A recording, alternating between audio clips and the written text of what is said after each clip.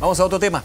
La recaudación de impuestos subió con fuerza en Chile según arrojó la Operación Renta 2025, un aumento de 22,9% respecto del proceso anterior, previo, pasando de casi 15 billones de pesos a 18 billones de pesos. Casi la mitad de lo recaudado se explica por ya la puesta en marcha del royalty minero. Para conocer más detalles de esta Operación Renta, los balances, también lo que fueron las devoluciones, estamos en contacto con la subdirectora de Fiscalización del Servicio de Impuestos Internos, Carolina Saravia. Carolina, muchas gracias por acompañarnos. ¿Qué tal? Hola, buenas tardes.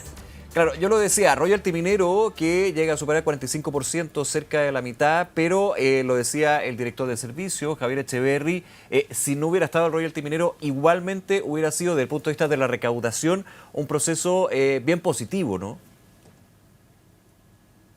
Sí, totalmente. En este proceso de declaración de renta, por un lado aumentó por el royalty minero, pero también en el impuesto de primera categoría de las empresas, no solo de las empresas de la minería que crecieron significativamente, sino que del resto de las empresas también hubo un crecimiento en el pago del impuesto de primera categoría. Pero adicionalmente, en este proceso de operación renta, los pagos de las declaraciones de renta superaron a las devoluciones, a las solicitudes de devolución, con lo cual se obtuvo un resultado neto positivo de 1,6 billones de pesos, en contraposición con lo que ocurrió el año pasado o lo que ocurre normalmente, que los resultados de la operación renta son más negativos, este resultado neto. Claro, voy a simplificarlo, perdón, pero es más lo que se devuelve en la operación renta anteriormente a lo que se pagaba al Estado por los impuestos. Efectivamente, tal como lo dice. En general, en los procesos de presentación de las declaraciones de renta hay más solicitudes de devolución en términos de los montos que se solicitan de devolución. Claro. En cambio, más que la en esta cantidad de los montos. Renta, los montos que se pagaron, claro, más que la cantidad de los montos. En cambio, en esta operación renta, los montos pagados fueron superiores a los montos solicitados de devolución. Ya. ¿Y a qué obedece eso, Carolina? ¿Cómo se explica? A diferencia de operaciones rentas anteriores.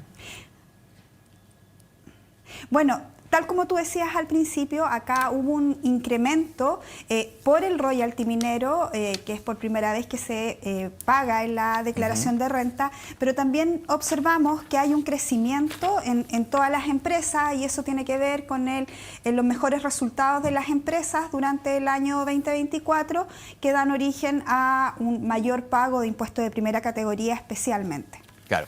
En lo inmediato tengo aquí las cifras que entregaron muy en detalle el Servicio de Impuestos Internos durante la mañana de esta operación renta. Si uno se va solamente a lo que es royalty minero, que comienza a entrar en vigencia el 2025, se entregan 1.914 millones de pesos. Eso obviamente es una novedad porque si uno va a las operaciones de renta anteriores no existía el royalty minero, por eso son 1.900 millones nuevos en ese sentido, ¿no? Claro, 1,9 billones de pesos. Claro, 1,9 billones de pesos. Ahora, si uno empieza a ver en el desglose, es relevante porque, claro, pasamos de 14 billones en 2024 a 18 billones. Si hacemos el consolidado en ese sentido, en términos de la operación renta. Claro. Y ahí, si tú te fijas, eso es un total de 3,4 billones. Claro, la diferencia. Ese 3,4 billones está compuesto por 1,9 que corresponde al royalty minero, claro, y 1,3 que corresponde al mayor impuesto de primera categoría que pagaron el resto de las empresas no mineras. Ahora, Carolina, es interesante Entonces, eso. Entonces, el resultado es positivo. Son resultados positivos. Y dejo de lado el royalty minero, que allá lo tenemos clarísimo, pero lo que tiene que ver con los otros impuestos, el de primera categoría, y donde se ha hablado mucho de los cambios normativos que se han dado, no solamente normativos, sino también administrativos para evitar la elusión y la evasión. ¿Cuánto influye también eso en esta operación renta? Recordemos que son dineros que llegan al fisco, que llegan al Estado para políticas públicas, para distintas necesidades. Esa es la relevancia. Sí, bueno, esto nosotros igual tenemos que analizarlo en mayor detalle, estos resultados. Como digo, hay un incremento por el lado de las empresas mineras, pero también respecto del resto de la economía. Esto tiene que ver con mayores utilidades que obtuvieron las empresas y eso es lo que da origen a un mayor pago de impuestos. Ahora, esto es un conjunto, no es solo un elemento, sino que es un conjunto de elementos que generan este crecimiento y ahí por supuesto que tiene que ver también con las facultades que tiene el servicio, pero también tiene que ver con el mejor desempeño de la economía y que se ve reflejado en esta operación renta. Ahora, lo mencionabas tú, ¿cómo se evalúa también lo que tiene que ver para los contribuyentes en el minuto de la devolución y del proceso mismo de la declaración del formulario 22?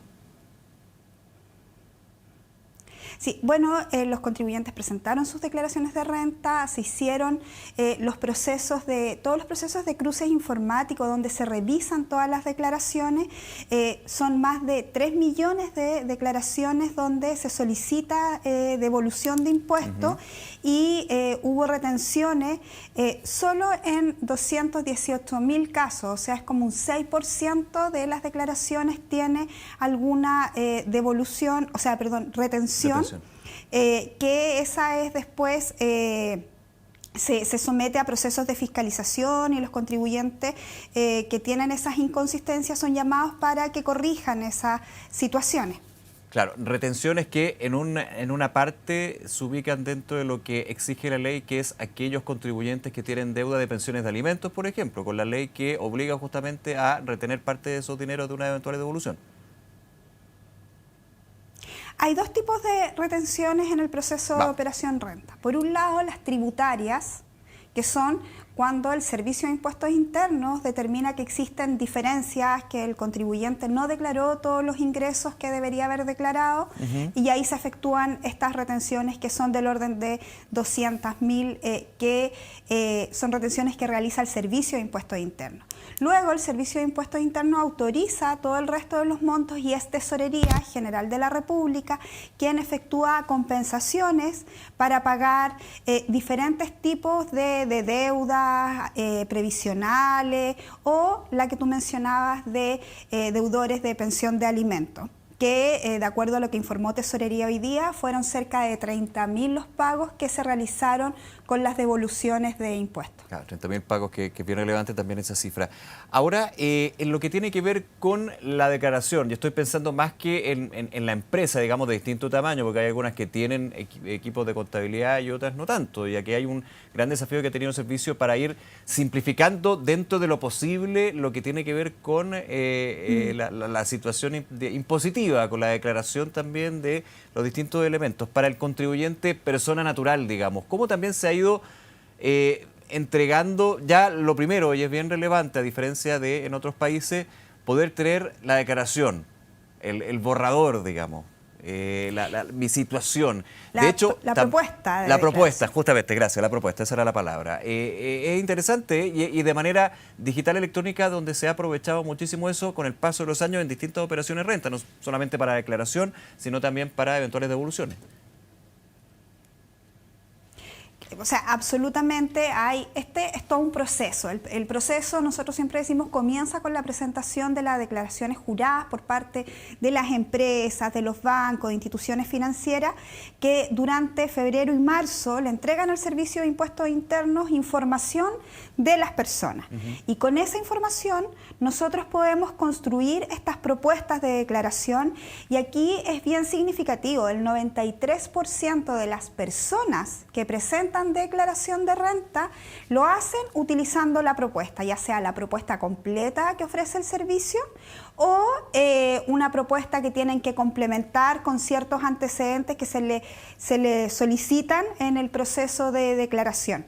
Pero lo relevante es que el 93% de las personas que presentan su declaración de renta lo hacen utilizando esta propuesta, como base la propuesta que presenta el servicio. Sí, y quiero destacar algo que muchas veces se pasa cuando uno hace la declaración de impuestos del formulario, ¿no?